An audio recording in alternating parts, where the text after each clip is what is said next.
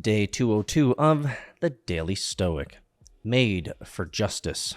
Quote, "The unjust person acts against the gods, for insofar as the nature of the universe made rational creatures for the sake of each other, with an eye toward mutual benefit based on true value, and never for harm.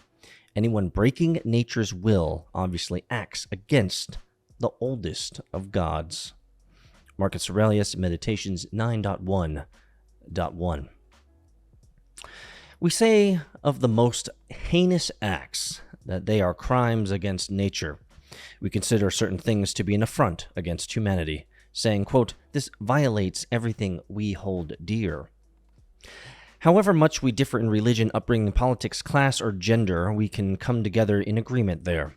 Why? Because our sense of justice goes marrow deep.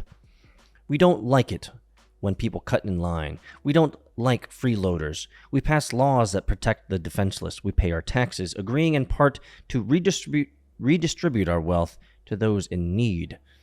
At the same time, if we think we can get away with it, we might try to cheat or bend the rules.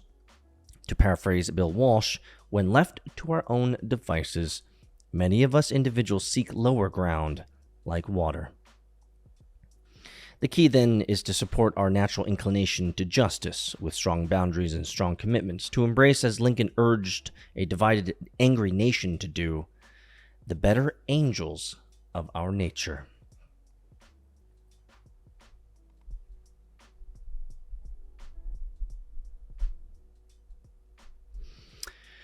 I think what is making me pause in my consideration of what we've just read today is that, at least in my humble experience in life, I have not had too many opportunities to act justly.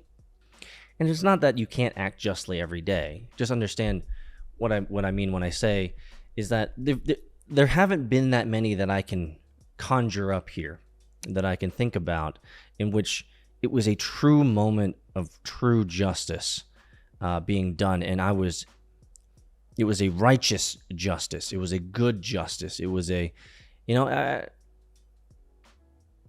haven't really had any of those major points. Now I can, as I'm thinking here and I'm standing here, I can think of a couple things where justice was part of the conversation, but it was not a major component of my experience. It was not a major component of my learning that day.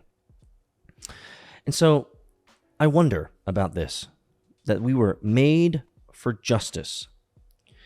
We've talked about this before in other Stoic chapters, essentially just doing good and being a good person and striving to do good every day and be the good person, right? He talks about people cutting in line. We don't like freeloaders, right? We want to protect the defenseless. All true and good. Yes, yes. Peace, peace. I think we can all agree to most of these, if not all of them, for sure. I guess the key then is this last paragraph, is to support our natural inclination to justice with strong boundaries and strong commitments. I can dig on that. You've probably heard me talk about being a principled person, being a value-based person before, yeah?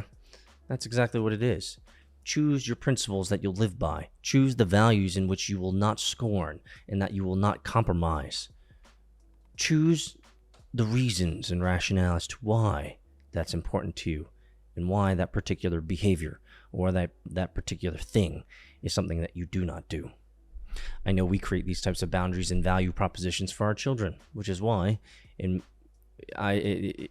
much to my kids' dismay, they will most likely be the last people in their social group to get a mobile phone.